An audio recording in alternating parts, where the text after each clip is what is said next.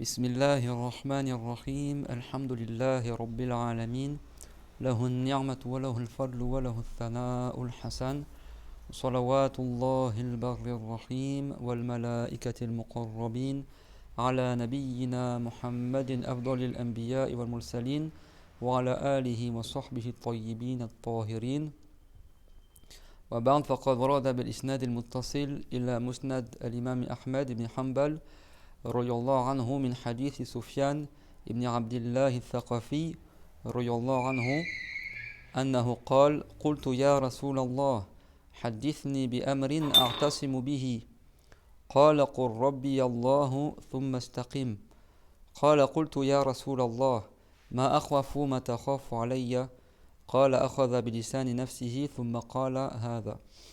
Donc c'est rapporté par une chaîne de transmission ininterrompue jusqu'à le musnad de l'imam Ahmed ibn Hanbal, que Dieu l'agrée, du hadith de Sufyan, fils de Abdullah al-Thaqafi, que Dieu l'agrée, qu'il a dit, j'ai dit, ô messager de Allah, informe-moi d'une chose avec laquelle je pourrais m'appuyer dessus, de quelque chose que je peux m'accrocher dans la religion, quelque chose de simple, mais auquel je peux me référer dans la religion, quelque chose que je pourrais appliquer tout le temps. Et le prophète, alayhi salatu wassalam, il a dit, Qul Rabbi Allahu thumma istaqim. Dis, mon Seigneur, c'est Allah, puis après, sois droit. Ça, c'est une parole qui est très connue chez les saints, etc., qui résume. Et ça, c'est aussi le miracle du prophète Mohammed, alayhi salam, c'est qu'il a eu ce qu'on appelle Jawamir al-Kalim, ça veut dire qu'en peu de mots, il peut dire beaucoup de choses. Et ça résume toute la sainteté. C'est-à-dire que tu as la foi et tu es dans la droiture. Tu dis, mon Seigneur, c'est Allah, c'est-à-dire je crois en Allah, thumma istaqim, puis sois droit. Il y a un saint, vous savez, Allah, on ne peut pas l'imaginer. C'est pas une forme, c'est pas une couleur, c'est pas une image, c'est pas un corps, etc. Mais comme Allah est, donc c'est possible selon la raison qu'il soit vu. Mais dans le bas monde, Dieu l'a voulu qu'on ne le voit pas. Dans l'au-delà, au paradis, tandis que les musulmans sont au paradis, sans que Dieu soit au paradis, sans que Allah soit dans un endroit, dans une direction, etc. Les croyants ils verront Allah, c'est bon. Mais les savants ils disent que Allah, il ne sera pas vu dans le bas monde, parce qu'il n'a pas voulu qu'on le voit dans le bas monde. Que nous, dans le bas monde, on ne voit pas Allah, c'est bon. Ça veut dire que Dieu est dans le bas monde. Mais en rêve, certains savants ont dit que c'est possible. Certains savants, les savants ont divergé. Certains savants ont dit qu'en rêve, sans que tu vois une forme, une image, etc., c'est possible que tu vois Allah. Et si quelqu'un lui arrive ça, il a une nouvelle encore plus éminente que de voir le prophète en rêve. Donc les savants, ils ont dit si quelqu'un il voit Allah en rêve, c'est qu'il deviendra un saint. Et ça veut pas dire qu'il voit une image ou une lumière ou quelque chose. Mais dans son cœur, il sait qu'il a vu Allah, c'est bon. Et ça, les savants, certains ont dit que ça n'arrive pas. Parce qu'ils disent tout ce que tu rêves, c'est forcément une image, etc. Donc Dieu n'est pas une image, donc c'est impossible. Et certains savants, ils ont dit non. Ils ont dit la personne, elle sait dans son cœur qu'elle a vu Allah, sans avoir vu une image, sans avoir vu quelque chose, etc. C'est bon? Sans prétendre cette image c'est Allah, etc. Et pourquoi? Parce qu'il y a beaucoup de grands savants et beaucoup de grands saints qui ont rapporté qu'ils ont vu Allah dans le rêve. C'est pour ça que la vie le plus forte, c'est que c'est possible, tu vois. Et il y a un des saints, il a rêvé de Allah, et en arabe c'est magnifique. قال في المنام قال يا الله كيف الوصول إليك يعني كيف أصل إلى مرضاتك ففي المنام أكيد عبارة عن كلام الله لكن هو الله قال له اترك نفسك وتعال يعني عند اترك الدنيا ويعني. Donc il y a un saint, il raconte qu'il a rêvé de Allah et dans le rêve il a dit à Allah, oh Allah, comment je parviens jusqu'à toi, comment j'arrive à avoir ton agrément. Mais en arabe, quand on dit avoir l'agrément de Allah, on dit on est proche de Dieu. Donc c'est une image, c'est pour dire comment je fais pour arriver à ton agrément. Mais vous savez, les saints, des fois, ils ont bien de parler, c'est à double sens, tu vois. Et donc il a dit comment puis-je arriver à t'atteindre, arriver à ton agrément. Comment je peux arriver jusqu'à toi. Et dans le rêve, il a compris que Dieu lui disait, dans le sens, ça veut pas dire qu'il entend la parole de Allah dans le rêve, etc. Mais bon, Dieu lui a fait savoir, il lui a dit, bah délaisse-toi et viens. Mais tu vois, si tu prends tout au sens propre, c'est évident, comment je viens à toi, bah tu te laisses et tu viens, tu vois. Et en fait, ça veut dire délaisse le bas monde et dirige-toi vers mon agrément, tu vois. Ça veut dire mets-toi entièrement vers mon agrément, etc. Et il y a beaucoup de saints qui ont témoigné qu'ils ont vu Allah en rêve. C'est ça que la Bible plus fort, c'est que c'est possible, mais sans voir une image, sans voir Et donc, et ça c'est possible selon la raison, c'est pas impossible. Et quand Dieu il a dit Lan tarani à Moussa alayhi salam, c'est-à-dire que tu ne me verras pas, c'est-à-dire qu'on ne verra pas Allah par nos yeux dans le bas monde. Après le prophète Mohammed alayhi salam, vous savez que Ibn Abbas il a dit que le prophète alayhi salam, il a vu Allah mais par le cœur, pas par les yeux. C'est bon? Il a vu Allah 2 fois. Mais par les yeux, il n'y a personne qui voit Allah dans le bas monde. Et c'est pas dire, je répète, que Dieu serait une image ou une apparence, etc. C'est bon? Donc là, le compagnon, Al-Thaqafi, qu'est-ce qu'il a dit? Sufyan ibn Abdillah Al-Thaqafi. Il a dit, cite-moi un enseignement que je pourrais m'agripper à ça, m'attacher à ça, qui me suffit dans la religion. Et lui a résumé toute la sainteté. Il lui a dit, Qul Rabbi Allahu thumma istaqim. Dis mon Seigneur c'est Allah, puis sois droit. C'est-à-dire que crois en Allah et après attache-toi à la droiture, à apprendre la religion, à appliquer les obligations et à éviter les interdits. Et après le compagnon il a dit Ya Rasulallah, ma akhafu ma takhafu alayya. Il a dit ô messager de Allah, c'est quoi la chose que tu crains le plus pour moi? Et le prophète alayhi salatu wassalam, il a pris sa langue comme ça et il a dit Hada, il a dit ça, la langue. Et tu as vu comment en 2 paroles hyper courtes, le prophète il nous a. Vous savez, la plupart des péchés viennent de la langue. Tu préserves ta langue, tu t'es préservé les 3 quarts des péchés. Et le prophète Aïssam a dit celui qui préserve man domina li ma bayna lahyayhi man domina li ma bayna lahyayhi wa bayna fakhidayhi domintu lahu al-jannah. Si quelqu'un il me garantit de préserver ce qu'il a entre ses 2 mâchoires et entre ses 2 cuisses, alors je lui garantis le paradis. C'est-à-dire que les péchés de la langue, les péchés du sexe, c'est parmi les péchés qui mènent le plus la personne à l'égarement. والحديث روى أوله مسلم في صحيحه والترمذي وابن ماجه والحاكم وابن حبان وغيرهم كلهم من حديث سفيان بن عبد الله الثقفي. Et donc la première partie du hadith où la personne demande au prophète cite-moi un sujet auquel je vais m'attacher, ça a été rapporté par Muslim dans son Sahih, par Al-Tirmizi, par Ibn Majah, par Al-Hakim, par Ibn Hibban et autres que. Et tous ils ont rapporté ce hadith de Sufyan, fils de Abdullah al-Thaqafi. وقوله قل ربي الله ثم استقم وفي لفظ عنده قل آمنت بالله ثم استقم من جوامع كلمه صلى الله عليه وسلم وهو مطابق لقوله تعالى إن الذين قالوا ربنا الله ثم استقاموا تتنزل عليهم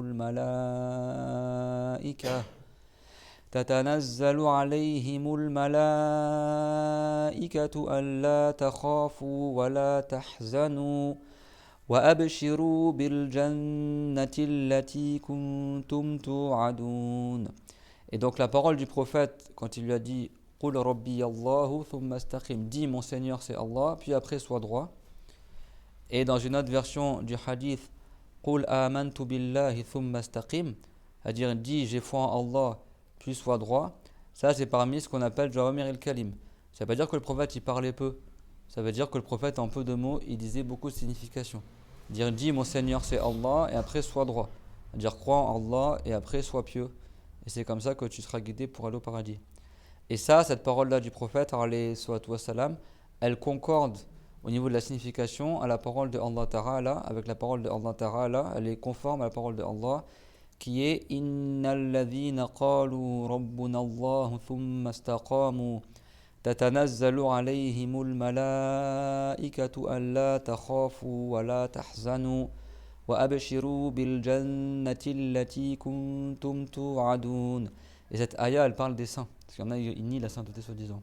Allah Ta'ala, il a dit certes ceux qui ont dit notre Seigneur c'est Allah, puis qui ont fait preuve de droiture. Donc là, ça rejoint la parole du prophète, les anges descendent comme ça au fur et à mesure sur eux, et que ces personnes, ils n'auront rien à craindre, les saints, et qu'ils n'auront pas de tristesse au jour dernier, et apprenez la bonne nouvelle du paradis qu'on vous a promis.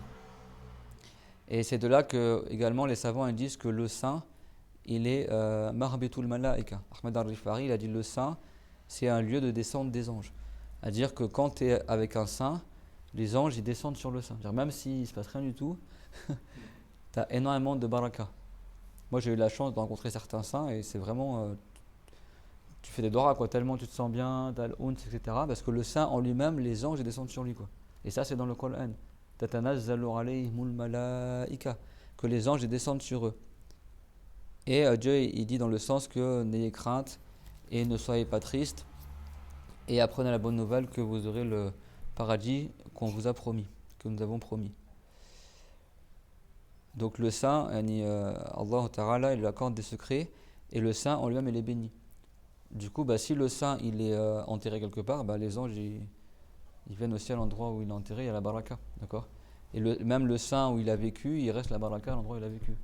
Parce que c'est une station de descente des anges. Le prophète Mohammed, il y a des milliers d'anges qui descendent tous les jours à la tombe du prophète. Qui recherchent la baraka de sa tombe et qui viennent le voir, etc. Donc les prophètes, à plus forte raison, à la baraka qui descendent. Mais même les anges, même les saints, les anges, ils descendent sur eux, quoi. Et leur annoncent la bonne nouvelle du paradis. Ça, c'est parmi les ayats que les savants citent pour prouver la sainteté.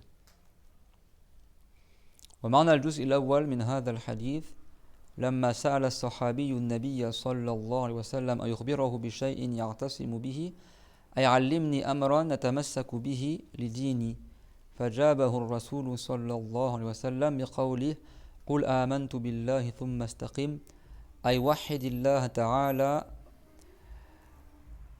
وآمن به ثم استقم فلا تحد عن التوحيد والتزم طاعته سبحانه وتعالى إلا أن تموت على ذلك. Donc la signification de la première partie du hadith, il y a deux parties dans le hadith. La première c'est quoi? On pose la question, cite-moi un sujet que je pratique dans ma religion, je m'accroche à ça. Et la deuxième partie c'est, dis-moi qu'est-ce que tu crains le plus pour moi, c'est bon? Donc là on cite la première partie, cite-moi une chose que je vais m'agripper à cela. C'est-à-dire enseigne-moi un sujet auquel je vais m'attacher pour ma religion. Et le prophète, alayhi salatu wassalam, il a répondu par sa parole Qul amantu billahi thumma astaqim. C'est-à-dire, dis, j'ai foi en Allah, puis après fais preuve de droiture. Ça veut dire, unifie Allah, dis que Allah est unique, crois en lui et foi en lui, puis sois droit. C'est-à-dire, ne t'écarte pas du tawhid et attache-toi à l'obéissance à Allah subhanahu wa ta'ala. Le tawhid, c'est-à-dire que Dieu est unique par son être, par ses actes et par ses attributs. C'est-à-dire que la réalité de Allah ne ressemble pas à la réalité des créatures. Notre réalité à nous, c'est le corps, c'est le volume. Notre être à nous, c'est un corps, un volume, une hauteur, une largeur de profondeur, une apparence, un physique, quelque chose qui est composé. L'être de Allah, il n'est pas comme notre être à nous. Sa réalité n'est pas comme notre réalité à nous. L'être de Allah, on ne peut pas l'imaginer. C'est ni un volume, ni une forme, ni un corps, ni des partitions, etc., des organes, etc. Allah Ta'ala dit dans le Coran honoré وَلَا يُحِيطُونَ بِهِ عِلْمًا. Et les gens ne cernent pas Allah par leur science. Donc Dieu il est unique par son être, c'est-à-dire que son être ne ressemble pas à notre être à nous. Unique par ses attributs, les attributs de Allah ne ressemblent pas aux attributs de nous. Dieu il voit sans œil, il entend sans oreille, sa parole c'est pas un son, ni d'être, ni une langue. Dieu on ne peut pas l'imaginer, donc ses attributs on ne peut pas les imaginer. Dieu est tout puissant, il a pour attribut la science, la volonté, l'unicité, le non-début, la non-fin, le non-besoin, il ne ressemble pas à ce qu'il a créé. Il a pour attribut la volonté, la puissance, la science, également la parole, l'unicité, d'accord, la vie. Et donc tous ces attributs-là, même s'il y a des noms qui sont similaires aux noms des créatures, mais c'est dans un autre sens, c'est dans une autre signification. Dieu l'a dit, Fala tadribu lillahi al-amthal. N'accordez pas des ressemblants à Allah. Donc ça veut dire ne t'écarte pas du tawhid. Qul amantu billahi thumma astaqim. Jusqu'à que tu meurs sur cela. C'est-à-dire que tu t'écartes pas du tawhid, tu restes sur la bonne croyance, que Dieu on ne peut pas l'imaginer, t'obéis à Allah Azza wa Jal, d'accomplir les obligations, t'éviter les interdits jusqu'à ta mort. وهذه صفة الأولياء فالولي هو الذي آمن بالله تعالى وبرسوله محمد صلى الله عليه وسلم واستقام بطاعة ربه أي لازم طاعة الله بأن أدى ما افترض الله على عباده أن يفعلوه واجتنب ما افترض الله تعالى على عباده أن يجتنبوه وأكثر من النوافل وثبت على ذلك حتى الممات. Donc ça c'est la caractéristique du saint qu'on appelle le wali. Vous savez que Allah Ta'ala dans le Coran il a dit Ala inna awliya Allah la khawfun alayhim wa la hum yahzanun. C'est-à-dire que les walis de Allah, les saints de Allah, ils n'ont pas de crainte au jour dernier et ils ne seront pas attristés au jour dernier. Il y a plein de ayats qui parlent des saints. Les miracles de Maryam, d'accord, les prodiges de Maryam et autres. qu'il avait sa subsistance que Dieu lui a accordée sans que quelqu'un lui ramène à manger. Donc dans le Coran, il y a les preuves que la sainteté ça existe également. Mais c'est qui le saint? C'est celui qui est décrit dans le hadith. C'est-à-dire que le saint, c'est celui qui a cru en Allah Ta'ala, au messager de Allah, à Muhammad alayhi salatu wassalam.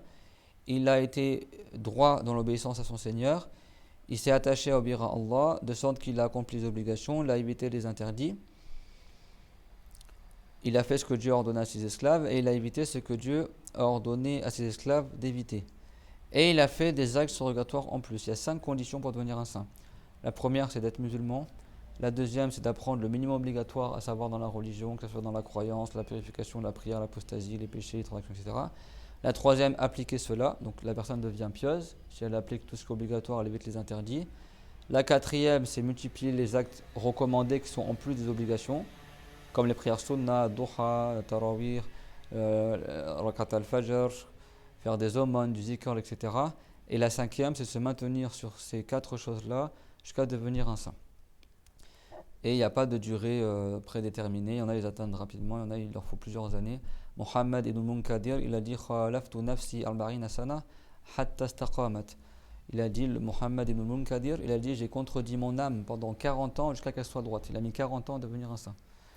Mais c'est pas du jour au lendemain tu es un saint. C'est-à-dire c'est pendant des années, tu persévères sur la bonne croyance, sur le fait que tu te rappelles du minimum obligatoire. Si tu oublies, tu révises. T'appliques toujours il est pieux et il augmente en acte d'adoration en plus de la piété. Et les saintetés sont très peu nombreux, les saints. C'est ça que Allah il a dit وَقَلِيلٌ مِّنْ عِبَادِيَ الشَّكُورِ. Et peu de mes esclaves sont shakur. Shakir c'est le pieux et shakur c'est le saint. C'est ça que les savants ils disent la wusula illa ala al-usul. Il n'y a pas moyen d'arriver à la sainteté si ce n'est sur ces fondements-là. Si quelqu'un il va atteindre la sainteté par autre que ça, c'est impossible qu'il devienne un saint. Shafi'i il a dit rahimahullah wa mattakhadha Allahu waliyan jahila. Dieu n'a pas fait qu'un ignorant il soit un saint. Si quelqu'un il apprend pas la religion, c'est impossible qu'il soit saint. Si quelqu'un il fait pas des actes recommandés, il ne sera pas un saint. Si quelqu'un il accomplit pas les obligations et pas les interdits, il ne sera pas un saint. Si quelqu'un il est ignorant, il ne sera pas un saint. Si quelqu'un il n'est pas croyant, il ne sera pas un saint. Et donc là, le saint, il persévère sur cela jusqu'à la mort. فَمَنْ تَحَقَّقَتْ فِيهِ هَذِهِ الصِّفَةُ فَهُوَ وَلِيُّ اللَّهِ سُبْحَانَهُ وَتَعَالَى لذا قال الله تعالى في صفة من كان كذلك تتنزل عليهم الملائكة أن لا تخافوا ولا تحزنوا وأبشروا بالجنة التي كنتم توعدون. Dans Surat Fussilat. Donc, celui donc, qui a fait les conditions qu'on a dit, il a la foi, il évite les interdits, il accomplit les obligations, il multiplie les actes surrogatoires et il persévère sur cela jusqu'à la mort, et lui c'est le saint de Allah. Et donc la plupart des saints ils ne savent pas qu'ils sont des saints parce qu'ils s'accusent de manquements, ils pensent qu'ils n'en font pas assez, etc. Et souvent c'est au moment de mourir quand l'ange Razraïl leur annonce la bonne nouvelle qu'ils ont l'agrément de Allah. Il dit Abashir ya wali Allah, ya wali Allah bi rahmatillahi wa ridwanihi. Il dit l'ange de la mort, il dit apprends la bonne nouvelle au saint de Allah que tu as l'agrément de Allah et sa miséricorde. La plupart des saints c'est à ce moment-là qu'ils savent qu'ils sont des saints. Et donc le saint, il meurt sur cela. C'est pour ça que parmi le saint, ses attributs, il y a quoi parmi ses attributs? C'est pour ça que Dieu il a dit à leur sujet Tatanazzalu alayhimul malaika, que les anges ils descendent sur eux. Tatanazzal, ça veut dire que les anges ils descendent en plusieurs fois l'année. C'est pas juste une fois l'année, ils descendent les uns après les autres. Et ils descendent sur eux les anges, et ne soyez pas craintifs, ne soyez pas tristes, et apprenez la bonne nouvelle du paradis que Dieu vous a promis. D'accord? Donc ils apprennent la bonne nouvelle au moment de mourir les saints. Ils voient des milliers d'anges arriver avec des visages plus beaux que le soleil, qui s'assoient devant lui à perte de vue, et Razraïl il arrive et il annonce la bonne nouvelle qu'il est sur la sainteté. Et après il prend son âme, et son âme elle est enveloppée dans de la soie, et elle embaume le muscle et tout ça, et après elle est montée au ciel, et elle traverse tous les cieux, jusqu'au paradis, et après son nom il est écrit dans Eliyin, et après l'âme elle est renvoyée sur terre. Ça c'est pour les musulmans vertueux. وأما القسم الثاني من الحديث فمعناه هذا أشد ما أخاف عليك لأنه أكثر ما يضرك معاصي لسانك وكثير من الناس لا يعلمون به فإن النفس لها شهوة كبيرة في الكلام الذي تهواه من غير تفكير في عاقبته. Quant à la deuxième partie du hadith, c'est quoi la deuxième partie du hadith? Quand il a demandé, c'est quoi que tu crains le plus pour moi? Le prophète, il a pris sa langue à lui-même et il a dit, c'est ça que je crains le plus pour toi. La langue, les péchés de la langue. Donc la deuxième partie du hadith, ça signifie que le pire que je crains pour toi, c'est la langue. Parce que ce qui te nuit le plus, c'est les péchés de la langue. La plupart des gens qui font de la mécrance, qui apostasient, soit parce qu'ils se moquent de l'islam, ou ils insultent la religion, ou ils contredisent sciemment l'islam, c'est par la langue. Les gens, ils mentent, c'est par la langue. Les gens qui font de la médisance, la calomnie, c'est par la langue. Ceux qui insultent un musulman, c'est par la langue. Si babul muslimi fusuq. Le prophète, comme il rapporte al-Bukhari, il a dit insulter un musulman, justement, c'est un grand péché. Le mensonge, c'est par la langue. D'accord? Il y a plein de péchés, c'est par la langue. Le prophète, comme il le rapporte à Abdullah ibn Mas'ud, il a dit Aktharu khataya ibn Adam min lisanihi. La plupart des péchés de la langue, les péchés du fils d'Adam, c'est sa langue. Et Mu'adh, une fois, il a dit au prophète, wa hal nahnu mu'akhadhun bi kalamina ya Rasulallah. Il a dit mais est-ce que nous, on sera jugés sur nos paroles au messager de Allah? Et le prophète, il a dit Thakilatka ummuk ya Mu'adh, intabi lima taqul ya Mu'adh. وهل يكب الناس على مناخرهم في النار إلا حصائد ألسنتهم. Et il a dit mais fais attention à ce que tu dis au Mu'adh. Est-ce que les gens ils seront jetés tête la première en enfer si ce n'est par la récolte de leur langue, c'est-à-dire qu'est-ce qui jettera en enfer les gens la plupart du temps? Le résultat de leurs paroles. Donc la plupart des péchés de la langue, la plupart des péchés proviennent de la langue. C'est ça que le prophète alayhi salatu wassalam, il a dit man kana yu'minu billahi wal yawmil akhir falyaqul khayran aw liyasmut. Si quelqu'un il croit au jour dernier, il croit en Allah et au jour dernier, alors qu'il dit du bien ou bien qu'il se taise.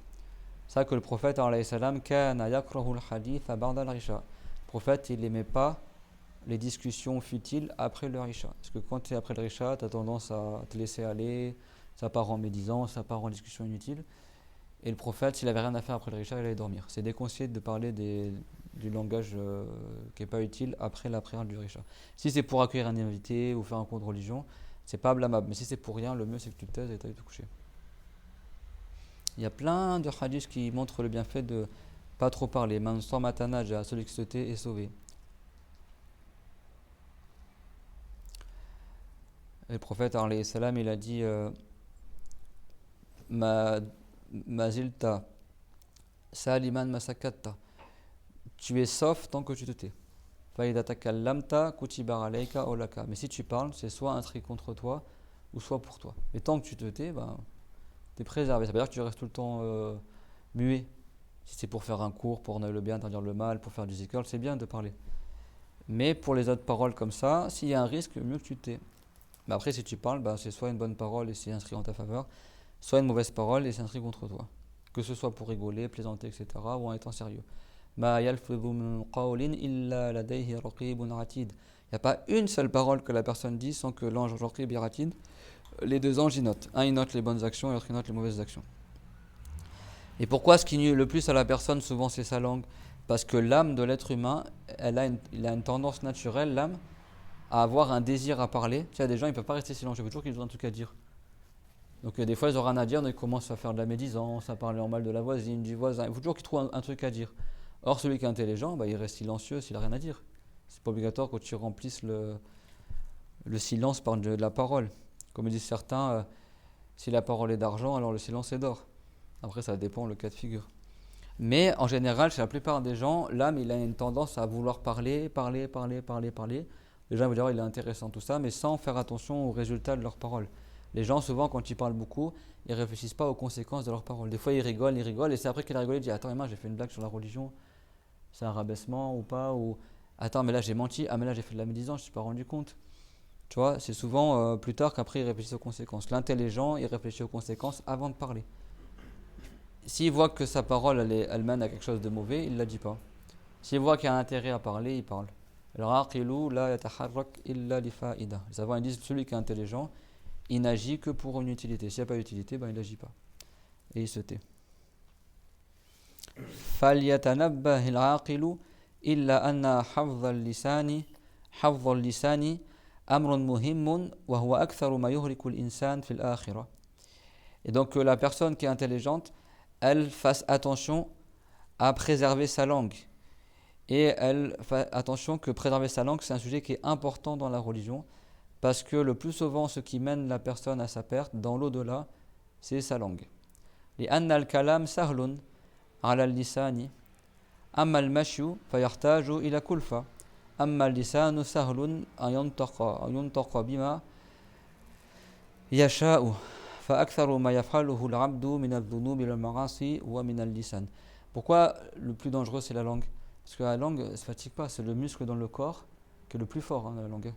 Et tu peux parler toute la journée, ta langue, tu n'auras pas une crampe de la langue. Par contre, si tu fais des pompes toute la journée, au bout de 3 heures, t'en peux plus. La langue, c'est limite un muscle dans le corps qui se fatigue quasiment jamais.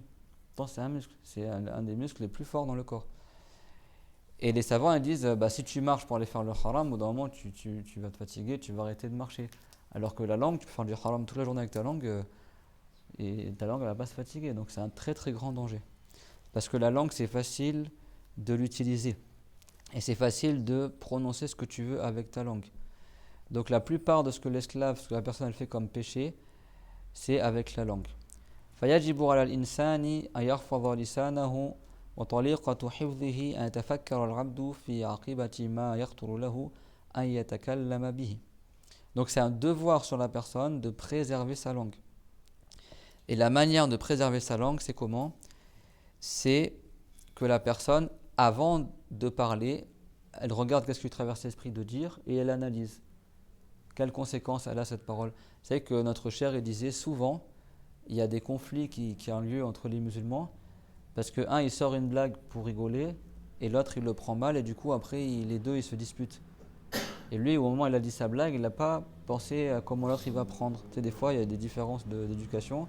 Toi tu sors une blague mais lui il le prend mal. Mais si tu avais réfléchi, tu aurais pu savoir que la personne risque de mal le prendre. Et souvent la personne comme ça, elle dit tout ce qui traverse l'esprit et après elle regrette. Donc la personne, quand il y a quelque chose, une parole qui traverse l'esprit, c'est pas tout ce qui vient à ta. Des fois, le shaitan, il arrive, tu parles, il te souffle une parole et tu la répètes. Et après, tu te rends compte qu'en fait, c'était une parole, de haram ou un truc comme ça. Le shaitan, des fois, il arrive dans une discussion comme ça et puis il te souffle des paroles. Si tu es intelligent, tu te dis, c'est quoi cette parole? Tu la répètes. Mais il y a des gens, tellement ils suivent tout ce qui leur traverse l'esprit, après, ils répètent bêtement n'importe quelle ce qui lui arrive. Il y a même des paroles d'égarement ou de mécrance. Des fois, c'est le shaitan qui l'a dit à quelqu'un dans les humains, il la répète, après les gens la répètent, après ça fait une nouvelle mécrance qui se diffuse parmi les gens par la langue. Donc celui qui est intelligent, c'est pas tout ce qui traverse l'esprit, il le dit. Et des fois, c'est le contraire, des fois, c'est les anges qui t'inspirent des paroles. Omar ibn al-Khattab, souvent ça lui arrivait que les anges, ils l'aidaient à dire des paroles de vérité. Omar ibn al-Khattab, souvent, sa parole, elle correspondait à ce qui était révélé au prophète. Des fois, le prophète demandait l'avis de Omar ibn Bakr sur un sujet. Romain disait son point de vue, Abu son point de vue, et après la relation descendait, et ça correspondait à ce que Romain lui disait. Souvent, Romain, sa parole, elle correspondait à la révélation du prophète, et c'est rapporté dans le hadith, Innal haqqa la yantiqu ala lisani Romain. Certes, la vérité, elle parle sur la langue de Romain. C'est-à-dire que les anges, souvent, ça veut dire que les anges, ils parlent à la place de Romain, mais souvent, les anges, ils inspiraient à Romain de dire la vérité. Et Romain, il était parmi les saints. C'est c'est-à-dire que c'est les meilleurs des saints de l'humanité qui avaient des dévoilements. Souvent Dieu il dévoilait la vérité. Et le prophète alayhi salam, il a dit likulli ummatin muhaddathun, que dans chaque communauté il y a des saints qui ont des inspirations. Et Dieu leur fait savoir des choses cachées. Et il a dit wa in yakun fi hadhihi al-umma muhaddath fa innahu Umar. Et si dans cette communauté là il y a un saint qui est muhaddath et qui reçoit des inspirations, c'est certes Omar. Omar al-Khattab disait ma taraka al-haqq sahiban li Omar. Dire la vérité n'a pas laissé d'amis pour Omar. Dire soit tu es avec la vérité et tu es mon ami, soit tu n'es pas mon ami. Il était très haddad waqaf ala hududillah. Il était très rigide sur les lois de l'islam et très droit. Omar al-Khattab, que Dieu l'agrée, qui est le meilleur saint de l'humanité après Abu Bakr as-Siddiq radiyallahu anhu. Donc la personne, ça devoir qu'il préserve sa langue. Et comment il préserve sa langue? Il réfléchit à la conséquence de ce qui lui traverse l'esprit de dire. S'il y a une parole qui traverse l'esprit de la prononcer, avant de la prononcer, tu regardes à quoi cette parole elle pourrait mener. Est-ce que c'est vers un bien, vers un mal? Et en fonction de ça, soit tu choisis de parler, soit tu choisis de ne pas parler. فإن لم يكن فيه خطر ينطق به هذا هو الطريق السلامة. Si lui voit qu'il n'y a pas un danger à dire cette parole-là, il la prononce. Et c'est ça la voie pour être sauvegardé. Amma an yutliqa لسانه بدون التفكر في عاقبة ما يخرج منه فهذا خطر عظيم. Il a dit en revanche que la personne, elle laisse sa langue comme ça parler, mais sans réfléchir à la conséquence de ce qui va sortir comme lui de parole, alors ça c'est un grand danger, c'est un danger éminent. فإن من الكفر ما يكون باللسان وأكثر العداوات والخصومات سببها اللسان. Car certes parmi les mécrances il y a les paroles et ça c'est rempli. Qadi Iyad dans le livre Shifa, dans le Fatawa al-Hindiya, il te cite des exemples de paroles de mécrance. C'est vrai qu'il y a un savant, il a écrit un livre, c'est Man yakfur wa la yash'ur. C'est-à-dire ceux qui font du kufar sans s'en rendre compte. Tu avais un grand savant il y a 150 ans environ, ou 200 ans maintenant, qui disait voilà qad kathara inda an-nasi takathuru fil kalam, yani que beaucoup de gens ils parlent beaucoup et ils ne font même pas attention à ce qu'ils disent. Et ils voient que leur parole c'est même pas un péché, alors qu'en réalité c'est même de la mécrance des fois qu'ils disent, eux ils considèrent même pas que c'est un péché. Tellement ils parlent. Donc tout ce que tu dis c'est noté par les anges. Donc la personne, comme a dit le prophète alayhi salam, Man kana yu'minu billahi wal yawmil akhir falyaqul khayran aw liyasmut. Si quelqu'un y croit en Dieu et au jour dernier, alors qu'il dise du bien ou alors il se tait. Et la plupart des dissensions entre les gens et des conflits entre les gens, c'est à cause de la langue, n'est-ce pas? Ah, tu as mal parlé, toi, j'ai pas aimé comment tu as dit ça, et lui, il a parlé dans mon dos ici, ça. Souvent, c'est par la langue. وَكَذَلِكَ التَّبَاغُضُ وَالتَّقَاطُعُ وَالْغِيبَةُ وَالنَّمِيمَةُ وَالْكَذِبُ وَشَهَادَةُ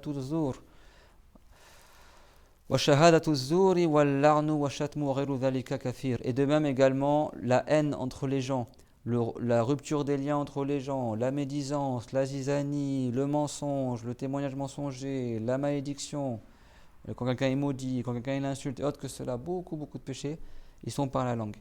فَيَنْبَغِي عَلَى كُلِّ إِنسَانٍ أَنْ يُحَاسِبَ نَفْسَهُ وَيُفَكِّرَ فِيمَا يَعُودُ عَلَيْهِ بِكَلَامِهِ الَّذِي يَتَكَلَّمُ بِهِ قَبْلَ أَنْ يَنْطِقَ فَبِذَلِكَ السَّلَامَةُ.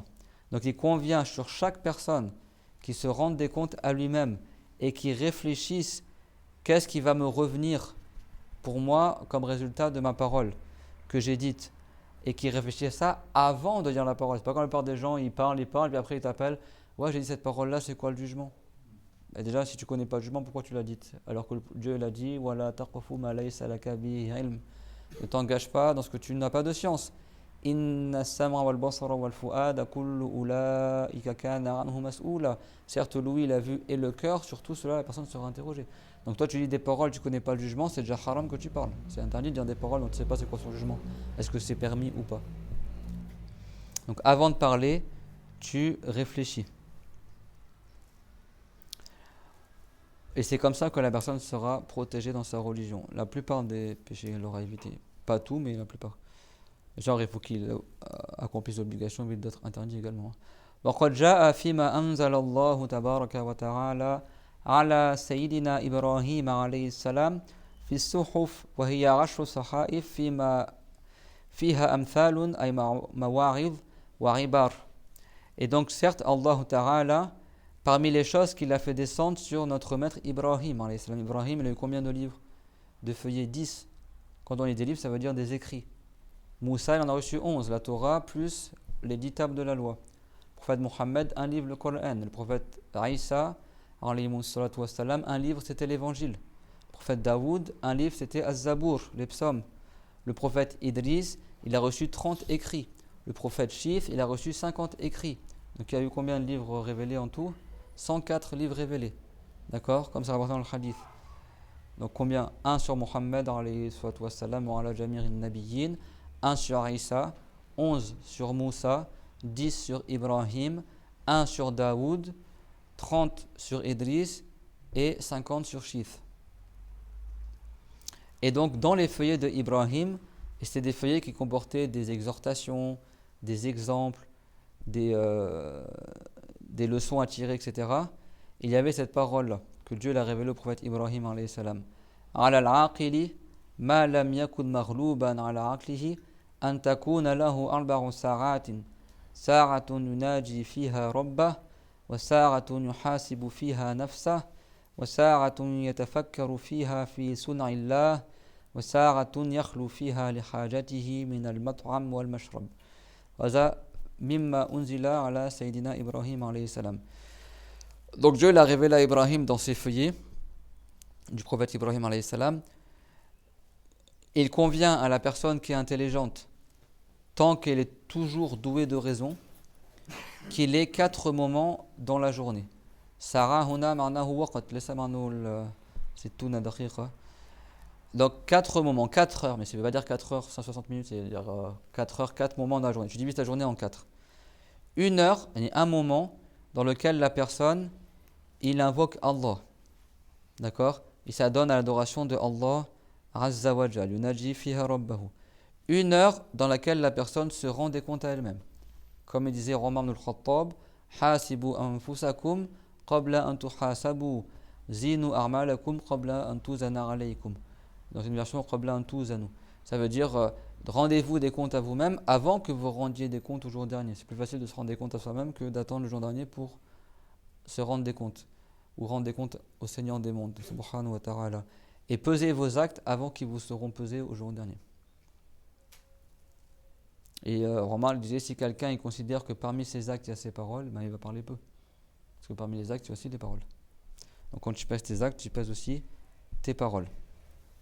Donc on a dit quoi? C'est quoi qui était révélé à Ibrahim alayhi salam? 4 heures dans la journée, 4 moments, tu divises ta journée en 4. La première, un moment pour t'adonner à l'adoration de Allah. Un autre moment, tu médites dans ce que Dieu a créé. D'accord? Par exemple, tu manges et tu bois par la bouche, n'est-ce pas? Et pourtant après ça ressort par 2 orifices, alors que tu l'as mangé par un seul orifice. Et qu'une partie de ta nourriture, elle passe dans le sang, l'autre partie ici, et puis tout ce qui est mauvais, ça ressort. Alors qu'à la base, tu as juste une seule entrée. Comment les cieux, ils tiennent en l'air tout seuls, comment la terre, elle tient, comment le cycle du jour et de la nuit, le cycle des saisons, etc. etc. Et même en nous-mêmes, Dieu l'a dit, wa fi anfusikum afala tubsirun, et en vous-même, afala tubsirun, ne voyez-vous donc pas? Comment tes cheveux, ils poussent vite, mais tes cils, ils poussent pas, alors que c'est à 2 cm truc. Comment ta barbe, elle pousse sur ta tête, mais c'est pas les mêmes poils que tes cheveux. Comment, par exemple, tu vois, on a des poils sur le corps, mais en fonction de la situation du truc, ça pousse pas. Tu as les ongles des mains, les ongles des pieds. Comment on arrive à voir avec de la graisse, par exemple. Les yeux, c'est de la graisse. On entend avec un os. Dans le tympan, c'est un petit os très sensible qui vibre. C'est comme ça qu'on entend. Et même ceux qui étudient les oreilles, tout ça, ils disent qu'on a un piano auditif. C'est-à-dire que l'air, il passe dans l'oreille, et pour chaque fréquence, tu as un poil qui vibre. Et en fait, dans l'oreille, ils disent que tu as une sorte de piano, de clavier comme ça, spiralique, avec chaque poil comme ça, et chaque poil, il correspond à une fréquence. Et ils disent c'est comme ça que l'oreille, en fait, la vibration, elle est retransmise au cerveau, elle est captée par les poils, et du coup, c'est comme ça que l'oreille, elle a les fréquences, etc. Parce que le son, il est avec l'air. C'est ça qu'on dit que Dieu, il n'entend pas avec des oreilles. Parce que nous, pour qu'on entende, il faut qu'il y ait de l'air. S'il n'y a plus d'air, les vibrations, elles n'arrivent pas sur notre oreille, on n'entend plus. Et on entend par un os, on voit par de la graisse. Allahu Akbar. Les dents, par exemple. Pourquoi on n'a pas tout le temps des dents qui poussent, tu vois? On a une première dentition, après ça tombe, après on a une deuxième dentition. Et vous savez que ceux qui vivent très longtemps, dans le passé, les gens vivaient 300 ans, 400 ans, etc. Mais après, tes dents, elles poussent et tu as une troisième dentition après. C'est-à-dire que tu as la chance de vivre 300 ans, hein, Jamel. Et tes dents, après, d'adulte, elles vont tomber et après, tu as une troisième dentition qui pousse. Et Dieu, il a fait que les dents, elles poussent, après, elles arrêtent de pousser. Sinon, il y a toujours des dents qui pousseraient par en dessous, etc. Il y a plein de choses dans notre corps, hein, que si toi-même, tu t'observes toi-même, tu te surprends dedans, mais comment ton cœur y bat, comment tes poumons ils fonctionnent, etc. Même nous, on ne comprend pas comment notre corps il fonctionne. C'est ça que Dieu il a dit, Wafi anfusikum afala tubsirun, et en vous-même, ne voyez-vous donc pas? Comme méditer sur la création, c'est déjà méditer sur nous-mêmes aussi. Même si tu ne sors pas Dieu, moi je ne peux pas aller en forêt, tout ça, regarde toi-même comment tu es et médite. Mais il dirait que la main, vous savez combien il y a d'os dans la main? Quelqu'un il se brise une main, c'est limite impossible de. Tu as je ne sais plus combien, 300 os je crois dans la main, des tout petits fragments, comment les doigts ils sont articulés, les mains, c'est hyper complexe comme organe. Ouais, la personne elle réfléchit sur elle-même déjà. Et ça, il y a beaucoup de récompenses sur cela. Donc il convient que la personne, dans sa journée, elle a toujours un moment où elle médite sur la création.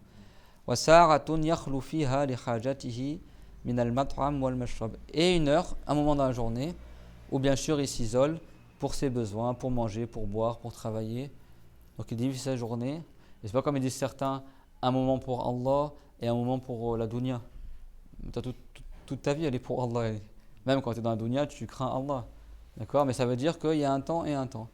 C'est-à-dire, nous, qu'est-ce qu'on dit? On dit toute notre vie, elle est pour l'agrément de Allah, mais dans notre vie, Dieu il a dit voilà, tansa nasibaka minad dunya. N'oublie pas ta part du bas monde. Ça veut pas dire que tu oublies la religion et que tu vas dans la dunya. Non, ça veut dire que n'oublie pas de travailler pour gagner ta subsistance ou voilà les besoins naturels de manger, de boire, etc. Et donc ça également, ça fait partie de la religion. Il y avait un compagnon qui s'appelait Hanzala. Compagnon parmi les grands compagnons du prophète, alayhi salam. Une fois, il marchait dans la rue, il a croisé Abu Bakr, as-Siddiq, qui était le meilleur des saints, le meilleur des compagnons. Et Hanzala, il va voir Abu Bakr, il dit Nafaqa Hanzala. Il a dit je suis un hypocrite. Alors Abu Bakr, tu sais, l'hypocrite, normalement, c'est celui qui fait croire qu'il est musulman, il n'est pas musulman. Et Abu Bakr, il a dit pourquoi tu dis ça, que tu es hypocrite? Il a dit bah regarde, quand on est en présence du prophète, alayhi salam, notre foi elle est forte, on est bien, on pense à l'au-delà, on oublie le bas monde. Et dès qu'on sort de l'assemblée du prophète, on retourne chez nos familles, on joue avec nos enfants, on cajole nos femmes, tout ça, et on oublie l'état dans lequel on était avec le prophète. Donc, tellement, tu as vu de la piété qu'ils avaient, il a dit moi je suis un hypocrite, parce que j'arrive pas à rester dans le même état que quand je suis avec le prophète, une fois que je suis plus avec lui. Vous savez que les compagnons, ils ont dit que quand le prophète était vivant, alayhi salam, ils avaient une foi forte, et vraiment ils avaient une conviction dans la religion, ils étaient motivés, tout ça. Ils ont dit, à peine on a mis la terre sur le prophète Mohammed, que notre cœur il a changé. À peine le prophète est décédé, que déjà ils ont senti que c'était plus comme avant. Les compagnons, ils aimaient rester dans le même état qu'ils étaient à l'époque du prophète, alayhi salam. Et donc Abu Bakr va se dire qu'il a dit, viens, on va aller voir tous les deux, on va parler au prophète, alayhi salam. Et Abu Bakr il a dit, Ya Rasulallah, ça c'est Hanzala, il dit qu'il est hypocrite. Le prophète dit pourquoi tu dis ça? Il dit regarde, quand on est avec toi, notre foi elle est forte, on pense à l'au-delà, etc. Et après on rentre chez nous, on oublie un peu l'au-delà, on s'adonne au bas monde, tout ça. Et le prophète qu'est-ce qu'il a dit? Dans le sens, il a dit tu sais, si tu arrivé à rester, si tu arrivais à rester dans le même état que vous êtes avec moi toute la journée, les anges ils viendraient vous passer le salam dans la rue, vous serreraient la main dans la rue et ils iraient à votre chevet avant de dormir pour vous saluer. C'est-à-dire que si tu arriverais à rester constamment toute la journée dans le même état de piété, de concentration sur au-delà, les gens viendraient vous rendre visite.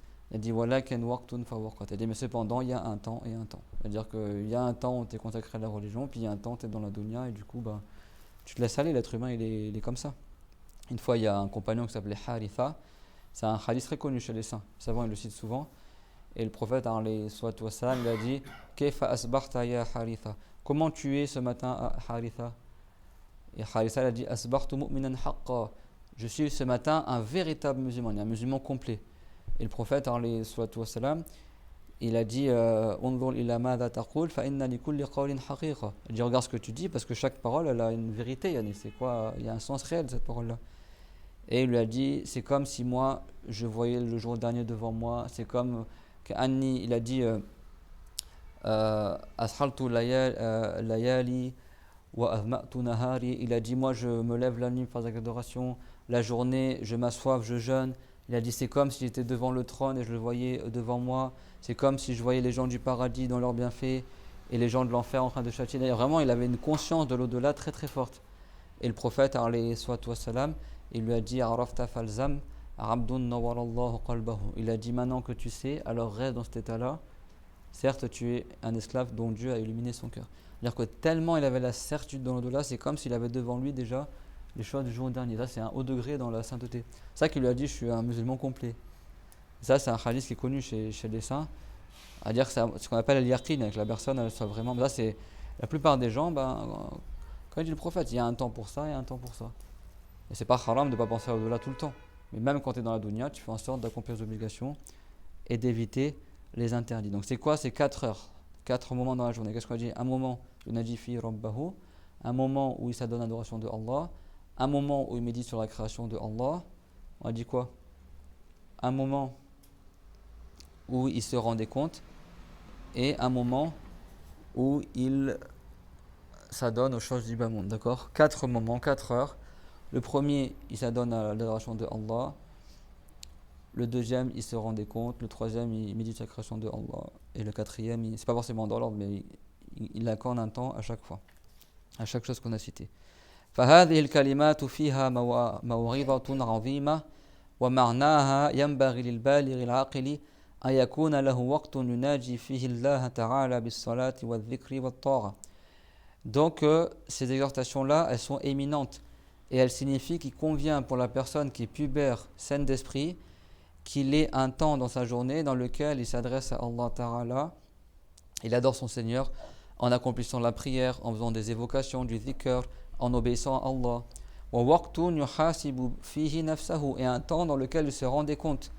أَيَّتَذَكَّرُ فِي نَفْسِهِ فإن تذكر أنه أضاع واجبا تداركه بأدائه وإن تذكر أنه عمل معصية يتدارك نفسه بالتوبة. Et un temps où la personne se rendait compte, c'est-à-dire qu'il réfléchit en lui-même. Si il se rappelle qu'il a oublié de faire une obligation ou qu'il a décidé une obligation, alors il se rattrape en la faisant. Et si il se rappelle qu'il a fait un péché, alors il se rattrape en faisant le repentir. والثالث يتفكر في صنع الله عز وجل فيتفكر في حال نفسه وفي حال هذه الأرض التي يعيش عليها وفي حال العالم العلوي السماء والنجوم فإن في هذا التفكر زيادة اليقين بكمال قدرة الله سبحانه وتعالى وفيه تقوية الإيمان ومحبة الله وغير ذلك من الفوائد. Et la troisième heure, le troisième moment, c'est qu'il médite, il réfléchit sur la création de Allah. Comme disait Ibn Abbas, tafakkaru fi makhluqatillahi wa la tafakkaru fil khaliq. Méditez sur la création de Allah et n'imaginez pas le créateur. On médite sur les créatures, pas sur le créateur. Parce que quand tu médites sur les créatures, tu sais que Dieu n'a pas créé, que Dieu ne ressent pas ce qu'il a créé. Donc plus tu analyses les créatures, plus tu es sûr que Dieu il n'est pas comme ceci ni comme cela. Donc tu connais encore mieux ton créateur. Et donc la personne, elle réfléchit, elle médite sur son propre état, sur l'état de cette terre sur laquelle on vit. D'accord? Dieu l'a dit quoi? Qu'il a étendu la terre pour nous. Il aurait pu faire que toute la terre elle soit rocailleuse, on ne peut pas creuser dedans, pas cultiver, pas construire des maisons. Donc cette terre-là, elle est comme un matelas pour nous sur lequel on peut vivre. Également sur l'état du monde supérieur, les cieux, les étoiles on peut se guider avec. Dieu l'a dit. On est guidé par les étoiles, le soleil qui est comme une lampe qui nous éclaire la journée, et la lune comme une lampe qui nous éclaire la nuit, comme c'est marqué dans le Coran. Et certes, dans cette méditation-là, sur la création, il y a un renforcement, une augmentation de la certitude en la toute-puissance de Allah Azza wa Jal. La personne est encore plus certaine que Dieu est tout-puissant. Également, il y a un renforcement de la foi et un renforcement de l'amour qu'on a envers Allah, notre Créateur, et autre que cela parmi les utilités. والأمر الرابع أنه لا بد له من ساعة يأكل فيها ويشرب وينظر في أمور معاشه وهذه الأخيرة يغني الله تبارك وتعالى بعض عباده الصالحين عنها فلا يحوجهم إلى الأكل والشرب. Et donc la dernière heure, la quatrième heure, c'est une heure un moment dans lequel la personne elle mange, elle boit, elle regarde dans les affaires de son bas monde, qu'est-ce qu'elle a à faire, etc. Et c'est possible que cette dernière heure-là, cette dernière chose, Dieu y dispense certains esclaves vertueux d'avoir besoin de faire ça. Certains saints, Dieu leur accorde la subsistance sans qu'ils aient besoin de travailler. Comme Mariam par exemple. Certains saints même, ils n'ont même pas besoin de manger et de boire. Ils restent des journées, voire des années, sans manger, sans boire, et ils vivent comme ça. Et ça, il y a beaucoup d'histoires qui ont été rapportées par les savants du hadith à ce sujet-là. فالله تعالى قد يغني بعض الأولياء وبعض الصالحين بعض عباده الصالحين عنها يعني عن الأكل والشرب وهذه الأمور فلا يحوجه من الأكل والشرب فيعطيهم قوة بدنهما مع حفظ الصحة. Donc Dieu leur accorde à ces gens vertueux, à certains gens vertueux, la force physique de celui qui a mangé avec la bonne santé mais sans qu'ils aient besoin de manger ou de boire. ومن هؤلاء عبد الرحمن ابن أبي نعم أحد مشاهير الأولياء الصالحين أخذه الحجاج ibn Yusuf. Donc parmi ces gens-là dont Dieu il leur a dispensé de manger et de boire, il y a un grand savant qu'on appelle Abdurrahman ibn Abi Nu'um. Ça c'est parmi les savants également avec le compagnon Ubay ibn Karb qui ont expliqué la ayah wa anna ila rabbika al-muntaha, que à Dieu il y a l'extrémité, ça veut dire que nos imaginations elles n'atteignent pas le Créateur. Ilayhi yantahi fikru man tafakkar. Ça c'est parmi les plus grands saints, Abdurrahman ibn Abi Nu'um. À son époque, il y avait un homme tyrannique, un gouverneur tyrannique qui s'appelait Al-Hajjaj, fils de Youssouf. Lui, il a fait des catastrophes, hein. Il a même détruit une partie de la Kaaba. Bref, c'est quelqu'un, il a fait beaucoup de mal aux gens de son époque, mais c'était un musulman. Mais c'était un gouverneur injuste. Et qu'est-ce qu'il a fait? Il a emprisonné ce saint, A'udhu billah, Abdurrahman ibn Abi Nurum. Habasahu liyaqtulahu bil-ju'. Fahabasahu 15 yawman. Et lui, il voulait faire quoi, Al-Hajjaj ibn Youssouf, Hajjaj? Il voulait enfermer ce saint-là et le faire mourir de faim. Il l'enferme jusqu'à qu'il meure. Ce qu'on appelle en arabe yaqtulu sabran. Il le tue par la patience. Ça veut dire qu'il le laisse enfermer jusqu'à qu'il meure. Comme on dit en français, les oubliettes, quoi. Il a voulu tuer ce saint comme ça. Il n'a pas voulu le tuer directement, mais il a dit je vais l'enfermer, le laisser mourir de faim et après il mourra tout seul, quoi. Donc il l'a enfermé pendant 15 jours. 15 jours, en général, tu meurs au bout de 15 jours. ثم فتح الباب بعد 15 يوما وعلى ظنه أنه مات من شدة الجوع فوجده قائما يصلي فتخوف الحجاج من قتله فأطلقه. Donc Al-Hajjaj, au bout de 15 jours, il a ouvert la prison en pensant que le saint il était mort. Il a dit bon, au bout de 15 jours, il va mourir de faim. Et quand il a ouvert la prison, il a trouvé le saint qui est en train de faire la prière. Et en plus, dans la prison. Tu vois, certains disent qu'il voulait faire le Rasoul, ça pleuvait dans sa cellule. Et vraiment, il lui arrivait vraiment des choses extraordinaires. Et il n'est pas mort de faim. Et donc Al-Hajjaj, il a eu peur de le tuer, et du coup, il l'a relibéré, il l'a laissé partir. لكن أكثر الناس لا بد له من أن تكون لهم ساعة للأكل والشرب. نسأل الله تعالى يرحمنا والحمد لله رب العالمين وصلى الله على نبيه الكريم وعلى آله وصحبه الطيبين الطاهرين. Mais la plupart des gens, ils ont besoin de manger et de boire pour vivre. Donc on demande à Allah Azza wa Jal qu'il nous fasse miséricorde et qu'il nous accorde les hauts degrés et la sainteté et qu'il nous accorde la science de la religion et d'appliquer pour être agréé par Allah Azza wa Jal. Allah, ya Allah, ya Allah, ya Allah, ya dhal jalali wal ikram, ya dhal jalali wal ikram, ya dhal jalali wal ikram, ya arhamar rahimin, ya arhamar rahimin, ya arhamar rahimin. ربنا آتنا في الدنيا حسنة وفي الآخرة حسنة وقنا عذاب النار ربنا لا تزغ قلوبنا بعد إذ هديتنا وهب لنا من لدنك رحمة إنك أنت الوهاب اللهم اجعلنا هداة مهتدين غير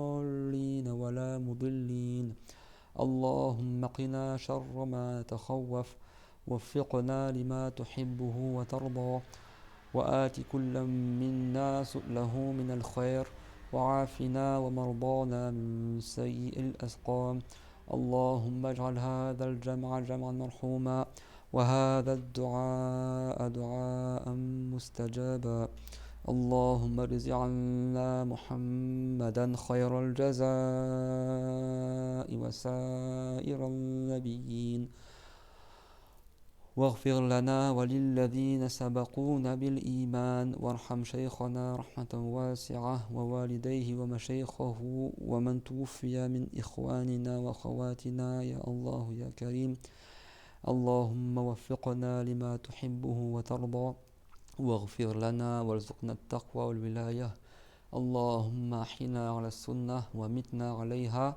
واحشرنا عليها واجعلنا من حراسها يا الله يا كريم واهد من ضل من أهلينا ومن معالفنا اللهم اهد من ضل من أهلينا ومن معالفنا اللهم اهد من ضل من أهلينا ومن معالفنا اللهم اهدهم بنا يا الله يا كريم وتوفنا وأنت راض عنا وزدنا علما والحمد لله وصلى الله على محمد وعلى آله وجميع النبيين وصحابته الميامين والحمد لله رب العالمين وصلى الله على محمد الصادق الوعد الأمين.